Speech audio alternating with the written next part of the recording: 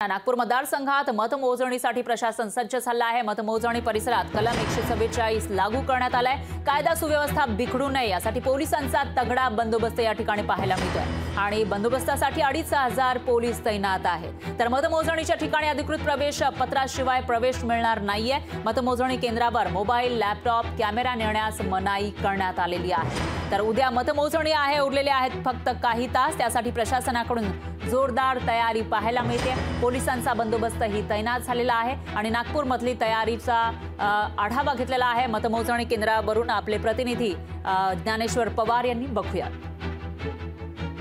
उद्या नागपूर आणि रामटेक लोकसभा मतदारसंघाची मतमोजणी जी आहे ते उद्या सकाळी 8 वाजेपासून पार पडणार आहे आणि त्यापूर्वी पाहू शकतो की या ठिकाणी कळमना मार्केट येथे जी आहे ती मतमोजणी दोन्ही मतदारसंघाची पार पडणार आहे। त्यापूर्वी प्रशासनाकडून जय्यत अशी तयारी या ठिकाणी करण्यात आली आहे। स्वतः जिल्हाधिकारी डॉक्टर विपिन ईटनकर जे आहेत या ठिकाणी सगळ्या कामकाजाची या ठिकाणी पाहणी करताना आपल्याला दृश्यांमध्ये दिसून येत आहे। पाहू शकतो की कशा पद्धतीने या ठिकाणी टेबल लावण्यात आहे। नागपूर लोकसभा मतदारसंघात जे आहे ते 6 विधानसभा क्षेत्र येतात, त्यामुळे 6ही विधानसभामध्ये क्षेत्रामध्ये प्रत्येकी विधानसभा क्षेत्रात विशिष्ट टेबल जे आहे ते लावण्यात आले आहे। असे एकूण 120 टेबलवरती जी आहे ती मतमोजणीची प्रक्रिया जी आहे ती पार पडणार आहे। आणि आपण पाहू शकतो की हा जो बूथ आहे हा नागपूर दक्षिण पश्चिम विधानसभा मतदारसंघाचा आहे आणि पुढे जर बघितलं नागपूर दक्षिण विधानसभा मतदारसंघाचं देखील या ठिकाणी या कक्षामध्ये जे आहे ती मतमोजणी पार पडेल। असे एकूण विधानसभा क्षेत्रात 20 टेबलनुसार एकूण 120 टेबलवरती मतमोजणी प्रक्रिया जी आहे ती पार पडणार आहे। त्याचबरोबर उमेदवाराचे जे कोणी एजंट असतील